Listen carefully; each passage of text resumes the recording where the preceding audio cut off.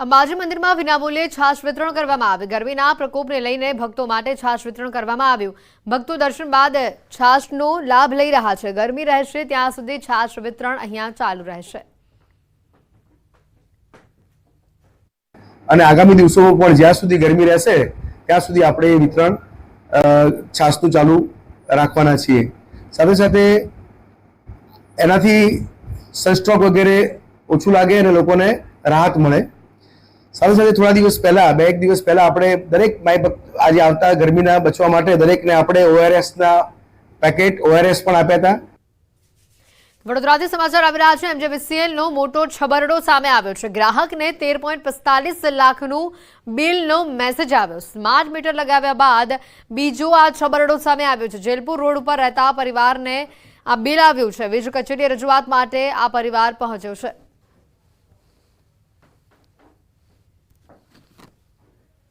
અમારા છે ને પહેલાં 2 મહિનાનું 2500-2600 એવું આવતું હતું ને હવે આટલું બધું આવી ગયું છે તો અમને હવે બહુ ટેન્શન આવી ગયું છે। એટલે અમારે આ સ્માર્ટ मीटर જોઈએ ને, અમારું જે જૂનું मीटर હતું એ જ જોઈએ। स्मार्ट मीटर डाला तो 13,45,000 का बता रही आएगा। उसके बाद फिर अभी हमारे को टेंशन आ गया आएगा कि हम ये कैसी रिश्ते भरे। हमारे 4 लड़कियां है गया, एक कमाने वाला है, घણા માણસ પણ ઘરમાં છે, એવી રીતને 8 જણા છે। હવે એ લોકો ઘરનું પૂરું કરે કે છોકરીઓને ભણાવવાનું કે ખાવાનું કરવાનું। છોટાઉદેપુરથી માહિતી। જોખમી સવારીનો આ વિડીયો હાલ વાયરલ થઈ રહ્યો છે। બોડેલીમાં વાહનમાં ઓવરલોડ ભરવામાં આવ્યો। આ ઓવરલોડ મુસાફરો સીએનજીની ટાંકી પર બેઠેલા જોવા મળી રહ્યા છે। વાહન ચાલકો કાયદાની એસી તેસી કરી રહ્યા છે। સામાન્ય માણસ પાસે એક કાગળ ન હોય તો પોલીસે તતડાવે નહીં। આ કાગળો તો ઠીક, પરંતુ વાહનોને રોકે તો ખરા પોલીસ। અરે ભાઈ, ક્યારે સુધરશો તમે? રાજકોટની આ ઘટનાની યાદો તાજી છે, થોડું તો સમજી લો। છોટાઉદેપુરની પોલીસને આ દ્રશ્યો કદાચ દેખાતા નહીં હોય, આરટીઓના અધિકારીઓને પણ આ દ્રશ્યો દેખાતા નથી। શું કોઈ દુર્ઘટના બનશે ત્યારે જ તમે જાગશો? સીએનજીના બાટલા પર જોખમી સવારી આ ભારે પડી શકે તેમ છે।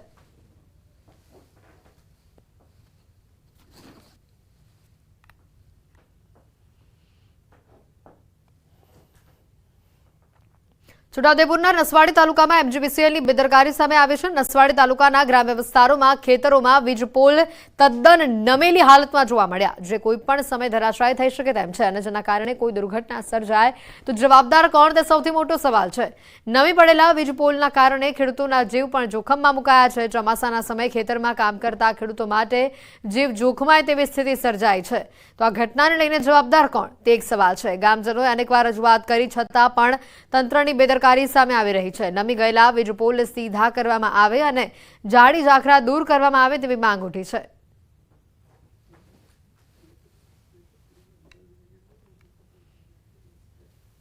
નસવાડી તરફથી લાઈન આવે છે, એની નીચે ઝાડવા વધારે છે, એના કારણે ફોલ્ટ થાય છે, એટલે અમારી લાઈનો ચાલતી નથી।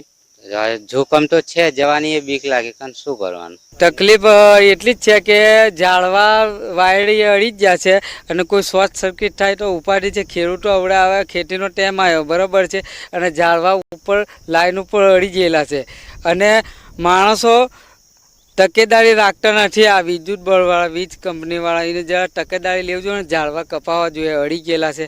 નસવાડીથી કંકુવાસન જવાનો જે મુખ્ય માર્ગ છે, આપણે તસવીર બતાવવા માંગીશું। આજે મુખ્ય માર્ગ પર અસંખ્ય એમજીવીસીએલના પોલ આવેલા છે જે બિલકુલ નમી ગયા છે। આજે મુખ્ય માર્ગ પર જે રીતે જે જોઈ શકો છો તસવીરમાં, જે એમજીવીસીએલની જે બેદરકારી છે તે જોવા મળી રહી છે। આમ તો ગુજરાતભરમાં જે ઘટનાઓ બની રહી છે તેની અંદર જે પણ જ્યારે ઘટના બને ત્યારબાદ તંત્રના જે અધિકારીઓ છે તેની બેદરકારી સામે આવતી હોય છે, પરંતુ આજે નસવાડી તાલુકાના જે કંકુવાસન જવાનો જે મુખ્ય માર્ગ છે તેની ઉપર જ અસંખ્ય વીજ પોલ છે તે બિલકુલ નમી પડેલા છે। એટલે ચોક્કસથી જીવનું જોખમ જે આ વિસ્તારના લોકોની માથે મંડાઈ રહેલું હોય તેવું લાગી રહ્યું છે। આમ તો આજે એમજીવીસીએલના જે પોલ છે તેની પર ખુલ્લા વાયરો છે। જો કોઈક અકસ્માત સર્જાય અને જો પોલ જો ધરાશય થાય તો આ જે ખુલ્લા જે વાયરો છે તે બિલકુલ કોઈના જે રાહદારીઓની ઉપર પડે તો જીવનું જોખમ પણ જોવાઈ રહ્યું છે। આ જે રીતે આ જે રાહદારીઓથી પસાર થાય છે અને જે બાજુની અંદર આવેલા જે ખેડૂતોના જે ખેતરો છે તેની અંદર પણ લોકો જવા માટે ડરી રહ્યા છે, કારણ કે વીજ પોલ છે તે બિલકુલ નીચે નમી ગયેલા છે અને ખાસ કરીને આજે MGVCLના જે પોલ છે તે તો નમેલા છે જ, તેની સાથે સાથે અન્ય એટલા કેટલાક વીજ પોલ એવા છે કે તેની ઉપર જારી ઝાકડા ઉગી ગયા છે અને વીજ પોલ જે નમી પડ્યા છે તેને સીધા કરે તો આજે આવનારા જે સમયની અંદર કોઈ દુર્ઘટના સર્જાય ના તેની કાળજી રાખે તંત્ર, તેવી આ વિસ્તારના લોકો માંગ કરી રહ્યા છે. સેજબ ખત્રી, ન્યૂઝ 18 ગુજરાતી, છોટાઉદેપુર. વારંવાર ઉભરાતી ગટરથી જૂનાગઢ વાસીઓ હવે ત્રાહિમામ પોકારી ગયા છે. શુક્રવારી બજારમાં નાના વેપારીઓને ભારે હાલાકી પડી રહી છે. વારંવાર રજૂઆત છતાં કોઈ નિરાકરણ ન આવતા ભાજપના નગરસેવકોએ શુક્રવારે બજાર બંધ કરાવી હતી. ત્યારે મેયરે કહ્યું કે અમને અનેક રજૂઆતો સ્થાનિકો તેમજ નગરસેવકો દ્વારા મળી હતી. આગામી દિવસોમાં નાના વેપારીઓના હિત જળવાય તેના માટે વૈકલ્પિક જગ્યા ફાળવવામાં આવશે. ત્યારે હવે સવાલ એ થાય છે કે વારંવાર રજૂઆત છતાં આજ દિવસ સુધી કેમ કોઈ કામગીરી કરાઈ નથી. તંત્ર અજાણ છે કે આ ખાસ કરીને લોકો અજાણ છે તે એક સૌથી મોટો સવાલ ઉભો થઈ રહ્યો છે. અમારે ત્યાં શુક્રવારે ભરાય છે, અવારનવાર અણબનાવ બને છે અને ટ્રાફિક સમસ્યા બહુ થાય છે. એનું કારણ છે અહીંયા ગટર, ભૂગર્ભ ગટર, રોડ રસ્તાના કામ ચાલુ છે. શુક્રવારે જે માથાકૂટ થઈ હતી એના અનુસંધાને અમે કમિશનરશ્રીને લેખિતમાં રજૂઆત, મેયરશ્રીને લેખિતમાં રજૂઆત, દબાણ શાખામાં રજૂઆત કરેલ અને આજ રોજ ફરી શુક્રવારે ભરાઈ ગયેલ હતી તો અમે ચારે કોર્પોરેટર સાથે રહી અને અમારી ટીમ સાથે રહી અને શુક્રવારે બંધ કરાવેલ છે. દોલતપરામાં જે શુક્રવારે બજાર ભરાઈ રહી હતી તે આજે બંધ કરેલી છે, કારણ કે ત્યાંના રહીશો અને સ્થાનિક લોકોનું આવેદન જે કમિશનરે અને મારી પાસે આપી ગયા અને જે ટ્રાફિકની સમસ્યા હતી તેના લીધે આજે બંધ કરવામાં આવી છે. પરંતુ આગામી દિવસોમાં આજે નાના વેપારીઓ છે તે વેપાર ધંધો કરતા હોય છે અને પોતાનો રોજગાર ચલાવતા હોય છે, તો એમના માટે કોઈ એવી વૈકલ્પિક જગ્યા મળી જાય એટલે ફરીવાર આ શુક્રવારે બજાર કોઈ પણ સારી જગ્યાએ ચાલુ કરવામાં આવશે. સલામતી સવારીની સાથે સાથે એસટી અમારીનું સ્લોગન આપવામાં આવ્યું છે, પરંતુ બનાસકાંઠાના ધાનેરામાં રાજસ્થાન તરફથી બસ ટ્રીપ બંધ થતાં લોકોને ભારે હાલાકી પડી રહી છે. છેલ્લા 2 વર્ષથી બસ રૂટ બંધ થતાં મુસાફરોને ભારે હાલાકી પડી છે. ત્યારે મુસાફરો કહી રહ્યા છે કે 8 જેટલા બસના રૂટ બંધ થતાં ભારે હાલાકી પડે છે, જેમાં પાલનપુર, ઝાલોર, રાજકોટ, અમદાવાદ સહિતના રૂટની બસીસ બંધ કરાઈ છે. તો બીજી તરફ એસટી નિયામક કહી રહ્યા છે કે તમામ બસો હાલ શરૂ છે. ઉલટાનું બીજી બસ પણ શરૂ કરી દેવામાં આવી છે. ત્યારે હાલ તો ધાનેરાથી બંધ થયેલા બસના રૂટ ફરી શરૂ કરવાની લોકોની માંગ છે. એસટી નિગમની ધાનેરા ખાતે ચાલતી ટ્રીપો બાબતેના જે સમાચાર પ્રસિદ્ધ થયેલ છે તે સત્યથી વેગળા છે. વધુમાં અમદાવાદ, ભીનમાલ, સુંઢા માતા, સાંચોરની 15 ટ્રીપો, બાડમેરની 3 ટ્રીપો, જોધપુરની આ તમામ સંચાલન હાલમાં ચાલુ છે.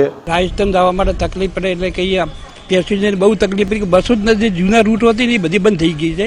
એના માટે આમ કે સરકાર કે નવી બસો ચાલુ કરી છે, એના માટે જૂની બસો જ બધી બંધ થઈ ગઈ, રૂટ જ બધી બંધ થઈ જાય છે. બહુ મુશ્કેલો પડે છે. આ ગરમીમાં રાજસ્થાનની જો 10 બસો બંધ કરી છે ને એના કરતાં વધારે બસ ચાલુ કરવી જોઈએ. ધાનેરા એક સેન્ટર તાલુકો છે, એના માટે સેન્ટર પર રાજસ્થાન જવા માટે કઈ વ્યવસ્થા નથી. પ્રદેશ પ્રશાસન દ્વારા દમણ બીચ અને અન્ય સુવિધાઓને ચોમેર વિકાસ કરવામાં આવ્યો છે, પરંતુ આપને જાણીને નવાઈ લાગશે કે આ પ્રદેશમાં છેલ્લા 3 વર્ષથી બસ સ્ટેશન જ નથી. નવું બસ સ્ટેન્ડ બનાવવા માટે જૂનું બસ સ્ટેન્ડ છેલ્લા 3 વર્ષથી તોડી પાડવામાં આવ્યું છે, પરંતુ 3 વર્ષ બાદ પણ હજી સુધી નવું બસ સ્ટેશન અહીંયા બન્યું નથી અને જેના કારણે લોકોને હાલાકી ભોગવવી પડે છે. આવી કાળઝાળ ગરમીમાં પણ લોકોએ સુવિધા વિના બસની રાહ જોવા તડકામાં શ્રીકાવવું પડે છે. સૌથી મોટી વાત તો એ છે કે માથે ચોમાસાના મંડાણ છે, ત્યારે હજી પણ બસ સ્ટેન્ડની કોઈ વ્યવસ્થા કરવામાં આવી નથી. ત્યારે પાલિકા પ્રમુખ કહી રહ્યા છે કે ત્યાં સુધી અહીંયા તાત્કાલિક હંગામી શેડ બનાવવામાં આવે જેથી પ્રવાસીઓને કોઈ મુશ્કેલી ન પડે. ત્યારે હાલ તો લોકો બસ સ્ટેશનની માંગ કરી રહ્યા છે.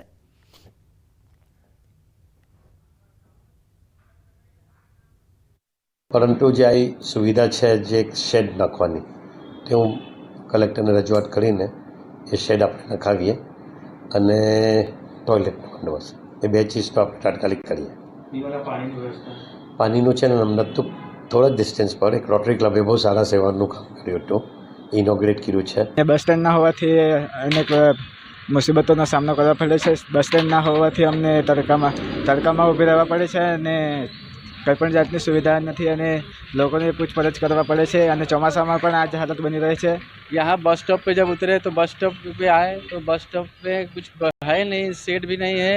गर्मी में इतने बच्चे परेशान हो रहे हैं, खड़ा होने के लिए जगह नहीं है, पानी भी नहीं है, टॉयलेट का भी व्यवस्था नहीं है। यहाँ पे इतनी तेज़ धूप है, मतलब खड़ा होने के लिए जगह नहीं है कि कहीं भी खड़ा होकर बस का इंतजार करे। જામનગરથી સમાચાર આવી રહ્યા છે। કિસાન કોંગ્રેસનું હલ્લાબોલ સામે આવ્યું છે। અનધિકૃત બિયારણને લઈને જામનગરમાં હલ્લાબોલ કરવામાં આવ્યો। નાયબ ખેતી નિયામક વિસ્તરણની કચેરીમાં રજૂઆત કરવામાં આવી। અનધિકૃત બિયારણ બાબતે સરકાર સામે કિસાન કોંગ્રેસના આક્ષેપો સામે આવ્યા છે। સરકારની એડવાઇઝરી સ્ક્વોડની રચના, છાપામારી રેડ ઉપર સવાલ ઉઠતા કિસાન કોંગ્રેસ અનધિકૃત એજન્ટ મારફતે બિલ વગરના અનધિકૃત બિયારણ વેચાય છે। ત્યારે સરકારને ગુજરાત કિસાન કોંગ્રેસની વિનંતી છે કે આ છાપામારી સ્કોડોની રચના બંધ કરો। સીડ્સ એસોસિએશન સામેથી કહે છે કે આ અનધિકૃત બિયારણ છે તો સીડ્સ એસોસિએશનને પકડો અને જ્યાં જ્યાં ઉત્પાદકો છે એમને પકડો અને ત્યાં જ એમને રોક લગાવી દો। ગુમડામાં રોજ આપણે સર્જરી કરીએ એનો કોઈ મતલબ નથી, પણ એને જો ઓપરેશન કરી અને એને એક ધડમૂળમાં સાફ કરવામાં આવે તો પરિણામ મળે। બિલકુલ આપણે રાજ્ય સરકાર અને અમારો કૃષિ વિભાગ આ બાબતે સતત પ્રયત્નશીલ છે। રાજ્ય સરકાર એમણે જ કીધું એમ અમે 19 ટીમોની આંતર જિલ્લા સ્કોડની રચના કરવામાં આવી। આ ઉપરાંત રેગ્યુલરલી પણ અમારા ઇન્સ્પેક્ટરો ફિલ્ડમાં જાય છે, નમૂનાઓ લેવાય છે। અત્યાર સુધીમાં આપણે જ આ કોટનની વેરાયટી છે એના લગભગ 156 જેટલા નમૂનાઓ લઈ અને લેબોરેટરીમાં મોકલી આપી છે। દાહોદમાં નકલી કચેરી બાદ જમીનના નકલી હુકમો સામે આવ્યા છે। ભૂમિયાઓ દ્વારા જમીનના એનેના નકલી હુકમો બનાવાયા છે। જમીન એને કરી પ્લોટિંગ કરી વેચાણ પણ અહીંયા થઈ ગયું છે। પ્રાંત અધિકારી અને ડીડીઓ કચેરી વતી પોલીસ ફરિયાદ નોંધાઈ છે। પોલીસે શૈશવ પરીખ, જકરિયા અને હારૂન એમ 3 લોકોની ધરપકડ કરી છે। દાહોદ એ ડિવિઝન અને બી ડિવિઝન પોલીસ મથક એમ 2 અલગ અલગ ફરિયાદ દાખલ કરાઈ છે। બંને ફરિયાદમાં શૈશવ પરીખ કોમન આરોપી સામે આવ્યો છે। પોલીસ તપાસમાં વધુ નામ બહાર આવવાની શક્યતા છે।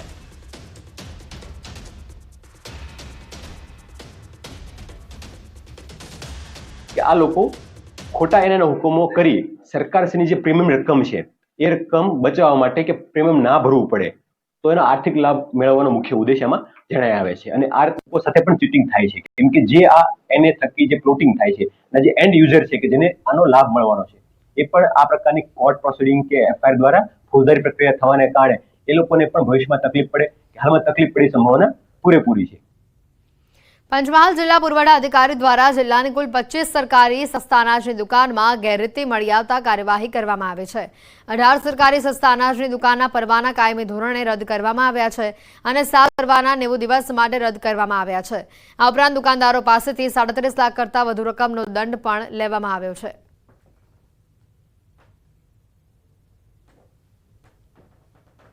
અમોએ 18 પરવાનાઓને કાયમી રદ કરવામાં આવેલા છે।